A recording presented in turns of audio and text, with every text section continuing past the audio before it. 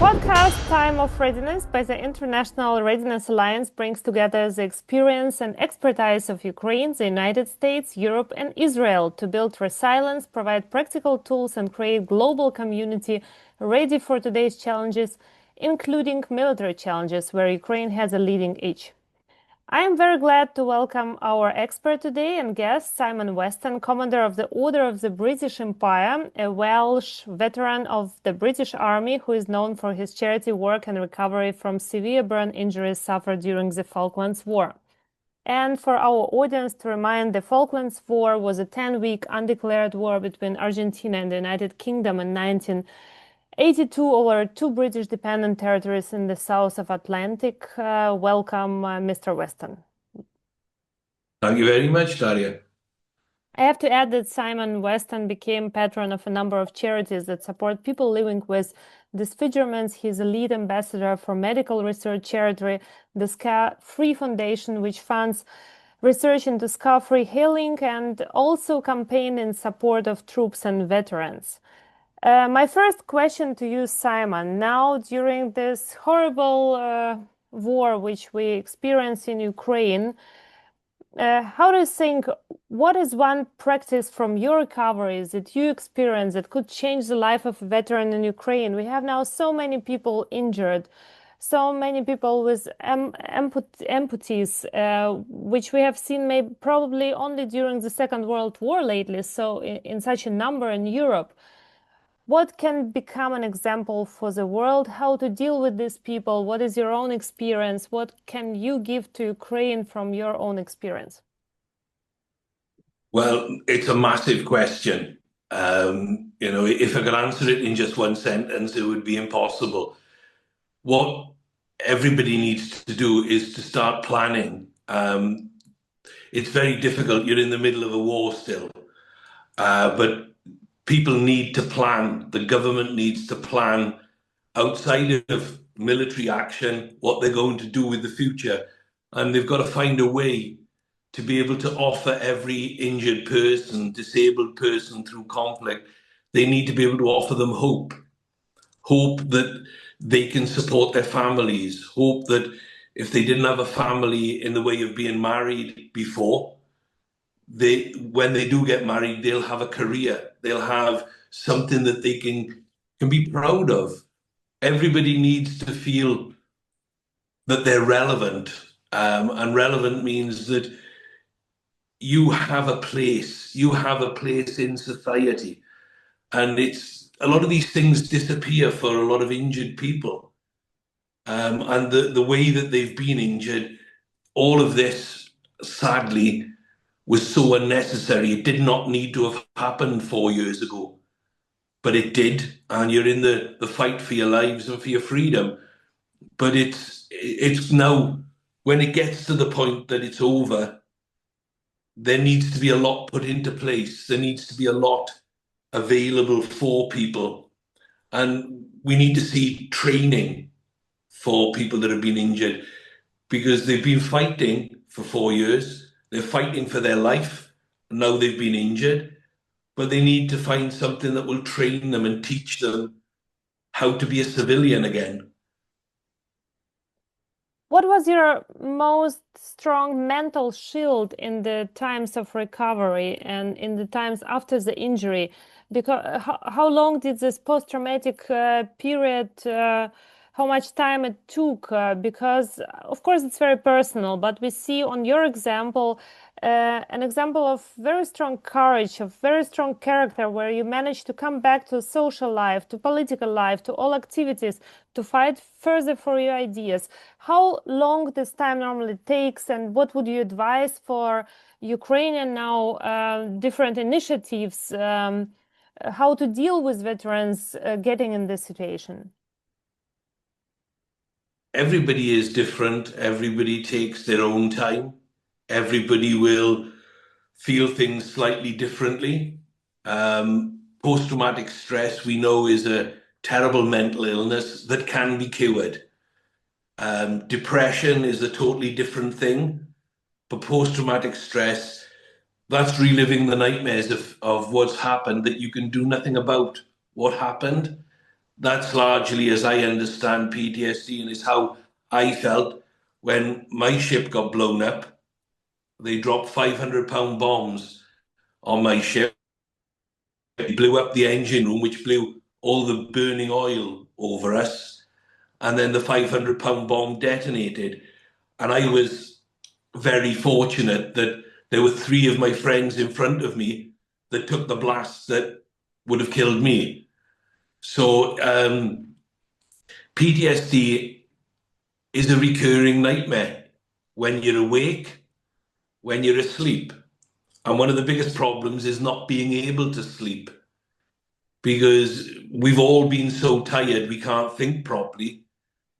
But when you're dealing with some mental health issue, if you aren't sleeping as well, you start looking for other things that might help. And one of the worst things is to go to alcohol, to drink, because drinking does not help. You know, if you can manage the drink, if you can just have social drinking, maybe 1 or 2 drinks, that's okay.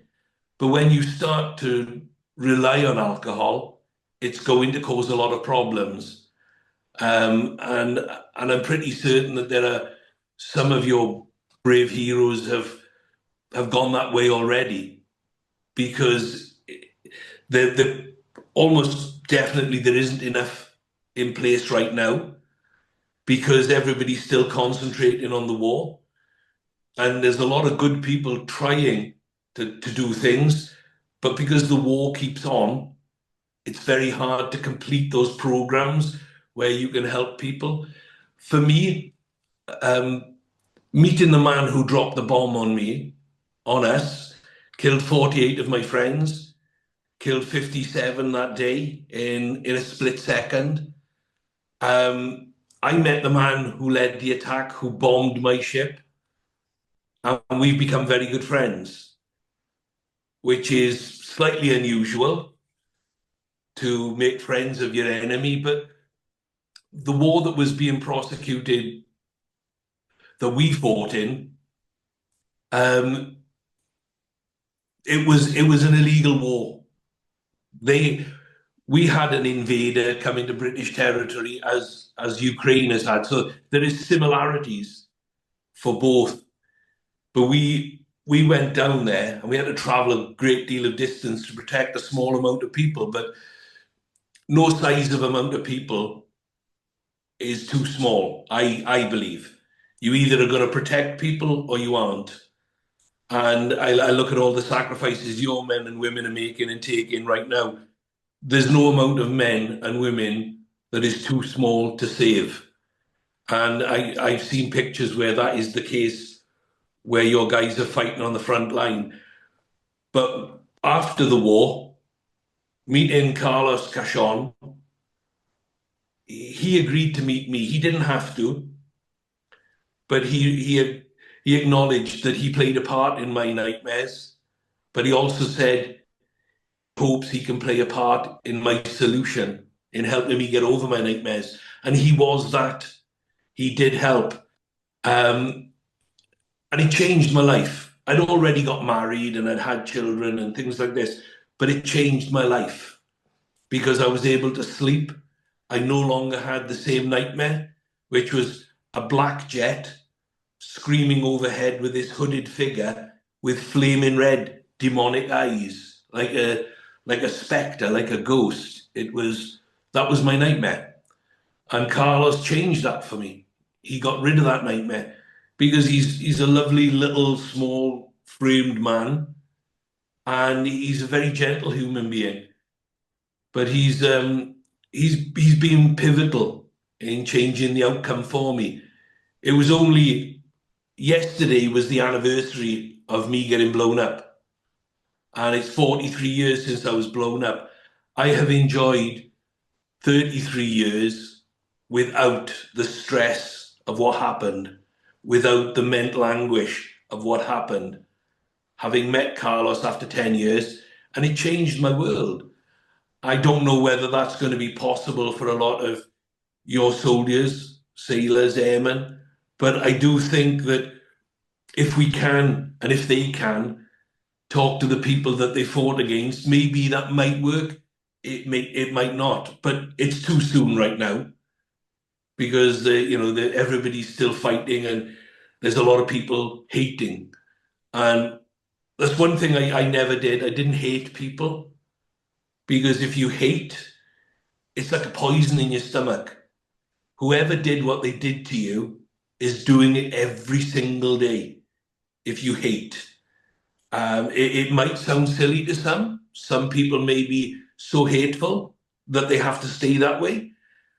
But I do think that if we are going to get peace, we have to put some things to the side to be able to move on. We can't hang on to the hate forever, because people will do crazy things when they hate. We don't need any more. When eventually, hopefully, please God, sooner rather than later, peace will come to Ukraine. But we can't have people hating, because that's going to be your focus. So we need to help all the combatants, all the people who fought, to not hate, which is a big ask. It's a big ask, I know, because they've lost families, they've lost everything in some cases. But this is how it worked for me. This is how it worked for me, by not hating. I've been to Argentina, I've had people send me horrible messages on social media, but that doesn't matter to me. I don't care.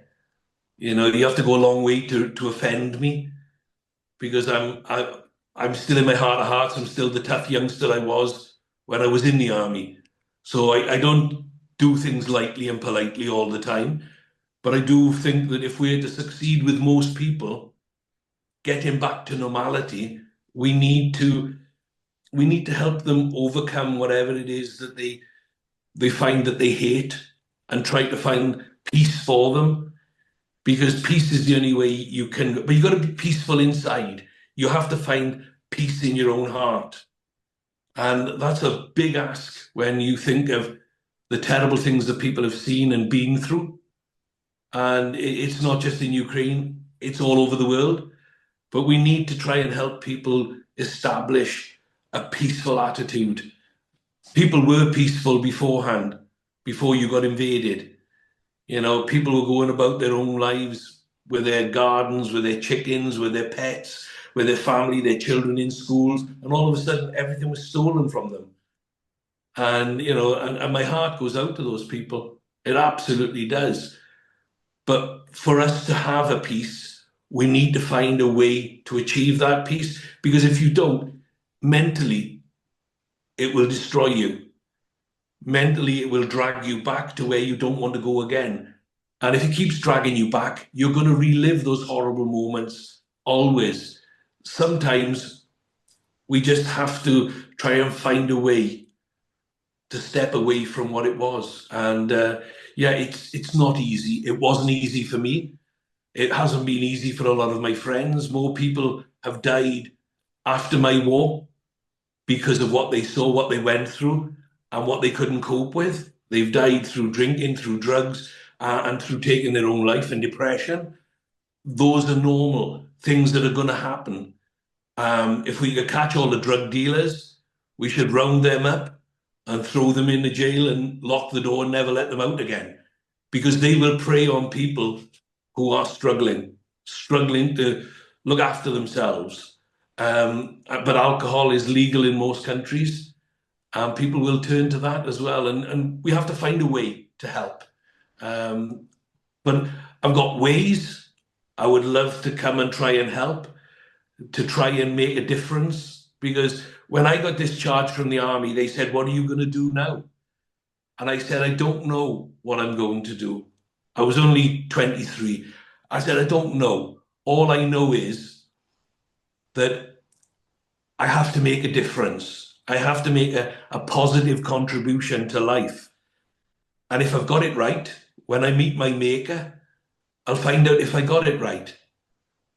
But in the meantime, I just have to try and make a positive difference, try to bring a happy outcome for people." You were And if I very can do young. that, You were really very Yeah. young, but who helped you most? Who was your most mentor? Who was your most help at that moment, especially coming back from alcohol, from all this post-traumatic syndrome? Who helped you most? And do you know, the strange thing is, I've always had a wonderful family.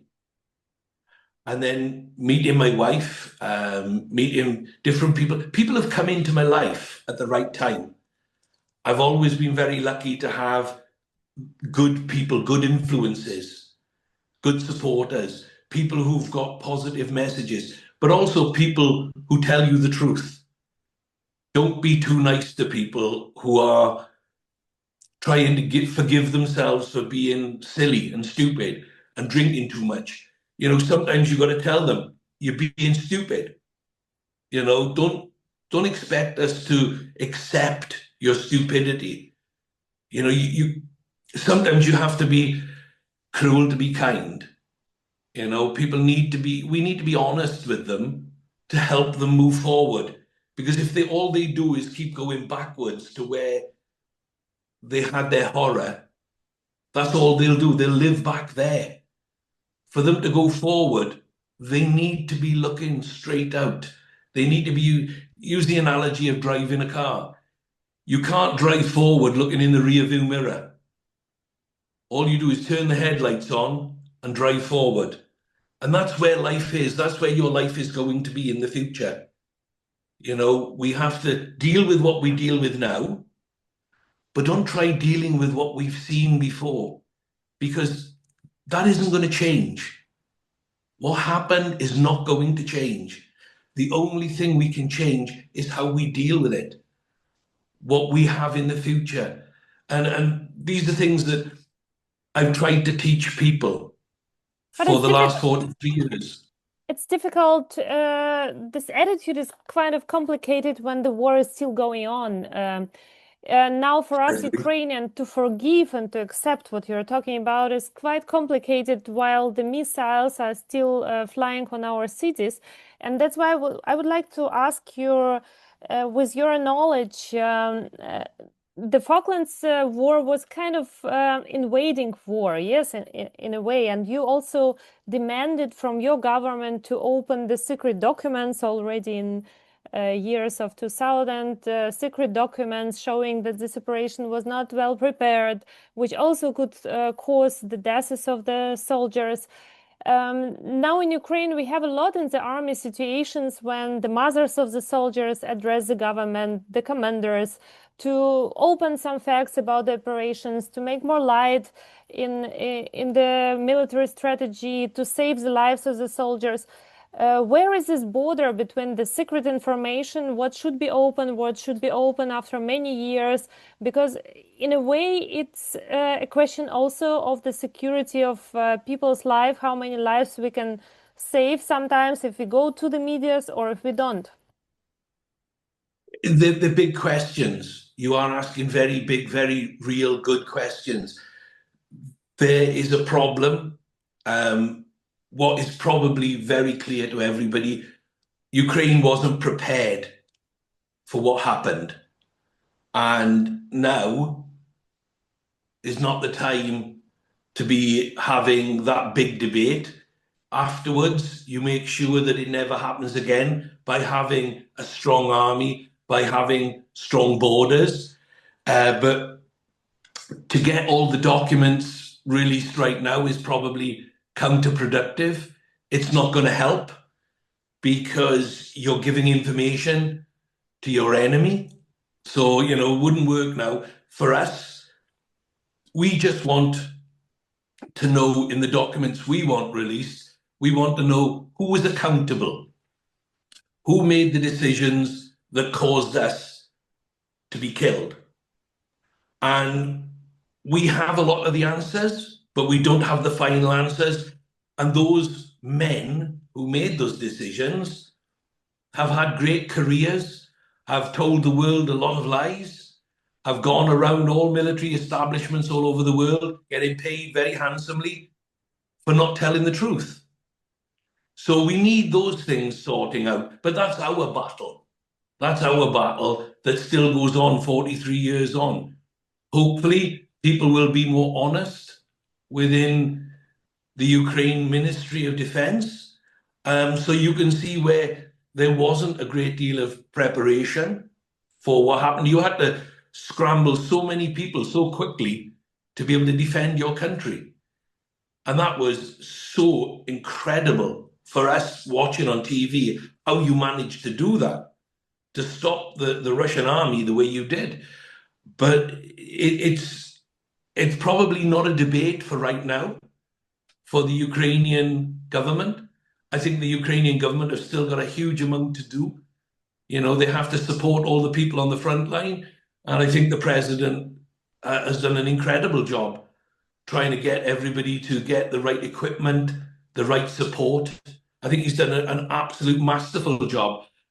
He's had some bumpy rides, as we've seen. But, you know, the people of Ukraine have stood firm against the aggression of Mr. Putin. But I do think that Mr. Zelensky has done an incredible job. I think that so many people, so many leaders, I know you've got other issues going on as well all the time, but that was always going to happen. But, you know, the answers are in the future. The answers are there, and they all know them at the top, but they can't start talking about it till they've dealt with this huge problem you've still got to deal with now. But I do think for your country to heal itself, and I don't tell anybody not to hate people in the sense of what's going on, right? I am saying I don't want to hate. It only poisons me. I'm suggesting it. If people take it on board, it's up to them. You have so many things to deal with in the Ukraine. You're absolutely correct. The war is still being prosecuted. It's still going on. And it's very hard to see where you can find peace right now. I do hope that Mr. Trump is going to get Mr. Putin to see sense and to stop. I do think that the only way forward is for that to happen. So Mr. Putin has to be held accountable if he doesn't continue to stop. You know, there's got to be some peace somewhere. And he's not going to get what he wants. And yes, there probably will have to be a sacrifice of some things, but Mr. Putin is not going to get what he wants. That's clear. So how we get that and bring it to the end sooner rather than later, because I just want to see the people from Ukraine. I met several people from the Ukraine who are just lovely people. And they're just people who want to live their peaceful lives, bring their children up, go to work, go home, have their weddings and their parties, and, you know, go fishing and whatever else they do on the weekends. They're just lovely people. They just need from the world to have the right support to bring about peace. But there's lots of things that have gone wrong from the West side, where we've continued to buy gas and oil. We didn't have any preparation. People were saying, oh, well, Russia is a problem for the future. But they didn't have any preparation so that we didn't have to buy their oil and gas. We could if we wanted in a commercial world. But once the war started, we needed to have maintained our own supplies to be able then not to help them pay for a war that, in my eyes, is illegal. I believe it's totally illegal. But there will be plenty of people that want to debate that, and I'm happy to. But I just believe that we've a long way to go to bring about peaceful sleep for people. And once the war is over, once the bullets and bombs stop firing, then the future is about how do we bring about peace mentally for all these people, because you've housewives and farmers' wives and shopkeepers that have lived daily with bombs dropping on them. And that has to take its toll. That has to have a major impact. But we need to find a way that we can help these people mentally. I know how I did it with me and my friends who came through it. We had problems, but we came through it. I managed to stop drinking. But it's, you know, I do drink, but I've managed to stop relying on it. It stopped being something that I looked for to ease the pain, because it is painful. You know, when you see your friends die around you, you see innocent people, and it does hurt. You know, I served in Northern Ireland as well, so I saw civilians killed. It's not good. You spoke about the readiness of the Ukrainian people to defend their country. At the beginning of the war, we saw an incredible number of people going on their own will to the army. Now we have a kind of problem with mobilization and recruiting, because the people who wanted to go to the front line are already there, have been injured, lost their lives, or are still fighting. Some people who would watch this video, people who know stories of the people are you, would probably get scared. Like I heard already from many people hesitating going to the front line, saying that it's better I'm gonna be dead than I get injured, that I lose my legs or arms or get burned. What could you say to those people? How to motivate the people to go to the army in a war where you know that the losses are so huge and the danger is so big? What can I say? The people don't want to go to war. I hate war. I hated war before I went to it, but I joined the army because I believed that somebody needed to protect people who can't protect themselves. And all those brave young men and women and older men and women now who are going to the front line are doing exactly that.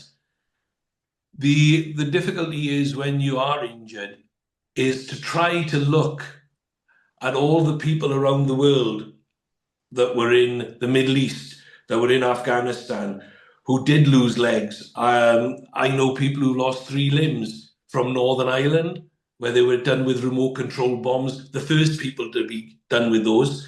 But then moving on to the Falklands, many multiple amputees from there. Me, classed as the worst injured to make it home. And I've got lots of friends who've lost limbs, but they've all been successful. They've all continued to live a strong life, but they're going to rely on the Ukrainian government. They are going to have to support each and every one of these people who protected your country. Each and every person who's injured now and will be injured in the future. They need to have the absolute maximum support and financial support for protecting your country. And in that way, they can have the money that can help them set up small businesses, help them re-educate themselves, retrain themselves. We need to see money going into facilities that will teach them to do many different things, even though they've lost so many limbs. I knew a man who lost both his legs. He was badly injured during the Second World War, and he hand pedaled himself around London. He was a tool maker, so he worked on lathes and machineries, and he brought up 4 daughters. And he was an incredible man, and he never was in debt. He had no money from the British government. This man made a success of his life, and he was one of my role models, one of the people I looked up to, because if he could do it, why couldn't I? Why couldn't I? I look at people, and I've got a friend, and Andy, a chap called Andy Reid, lost 3 limbs. This man has set up his own foundations. He works for companies. He does a huge amount of charity work. He throws himself into it. And we've got a lot of people that have been badly injured in conflict in this country. And yet, with the right type of support from our country, we can achieve these things. And I believe Ukraine can do the same. We've all fought in different countries or in different parts of the world. Your people have been injured in your world, and they'll have the support of all of the people in Ukraine. When all this is over, they're getting lots of moral support now. But when it's all over, they will have all the love of all your people. for what they did for your people. And we will see it. We will see people will become strong from it. It might not seem easy now.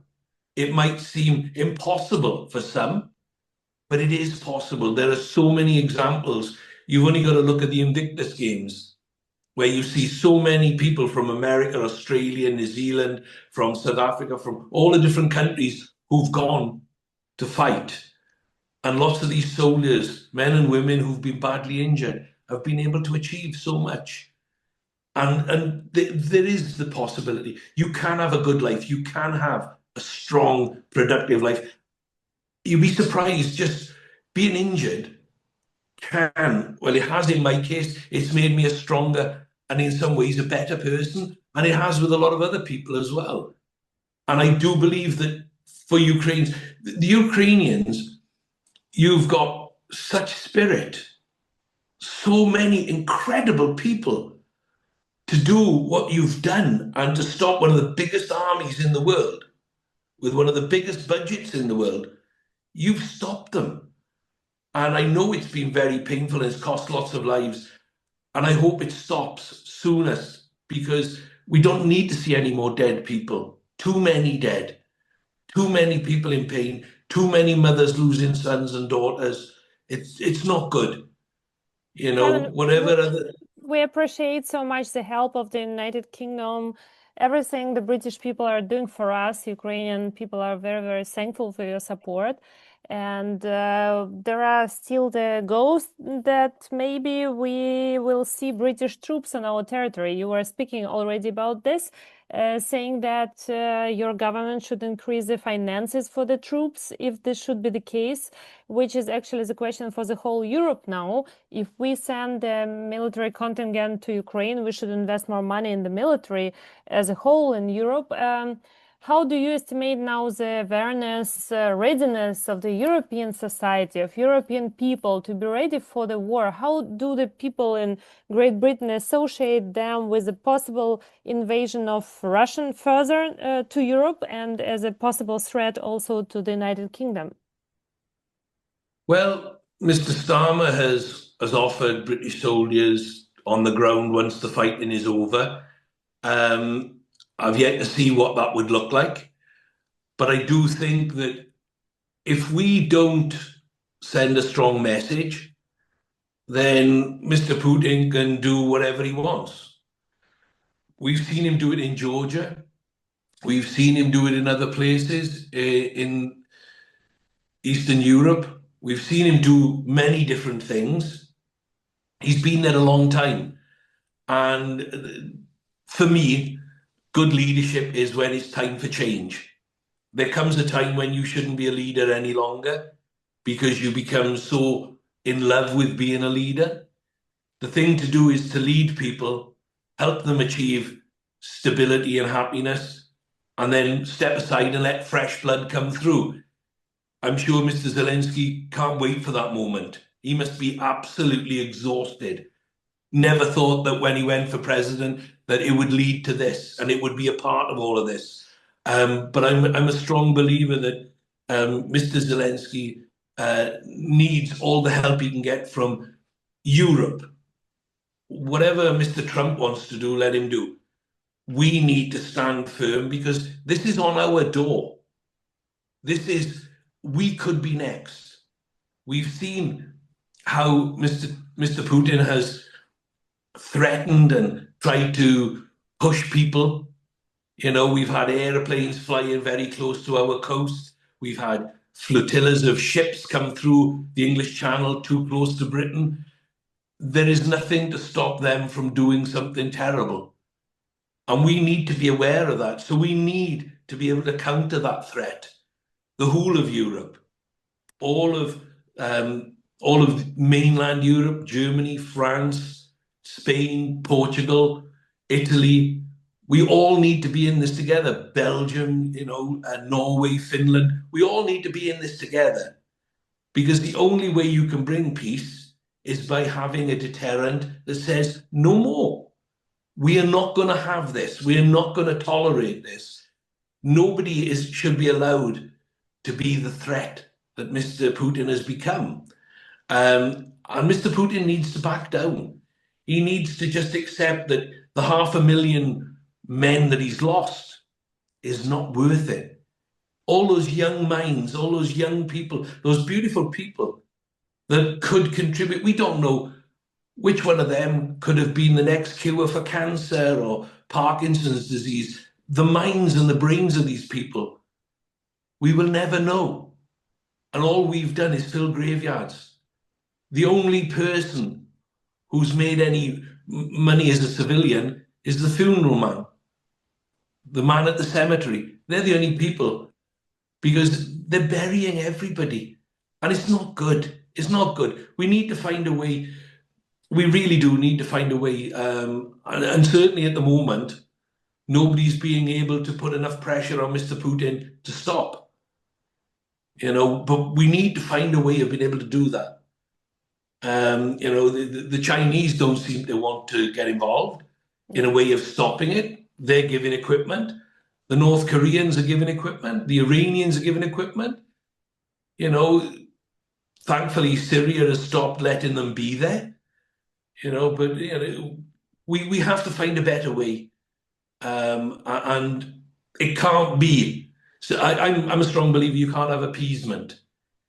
Appeasement is, you know, we saw what happened in the Second World War with Mr. Hitler, with Adolf Hitler. People went, oh, we've talked to him, he's okay now. And what did he do? He killed millions and millions of people in 7 years. And we're in a similar situation now. And this is something we cannot forget, and we should not forget. I'm very sorry. We have to come to the end because we're out of the time. I'm really very, very thankful for your answers and for the time that you took for us. It was a pleasure to meet you and to talk to you. We have just 1.5 minutes left. I just want to say, I hope peace comes to Ukraine soon. I hope the people find peace. I wish you luck and love. My heart goes out to all of you. I think, please God, if God is willing, we will see this come to an end this year, and we'll see no more. And hopefully there's other negotiations to be had, but hopefully I'll be able to play a part in helping your men and women find a happier way forward, because they genuinely need it and they deserve it. Thank you so much for your courage and for the motivation you give also to the others. It was my honor to talk to you. Thank you. Thank you.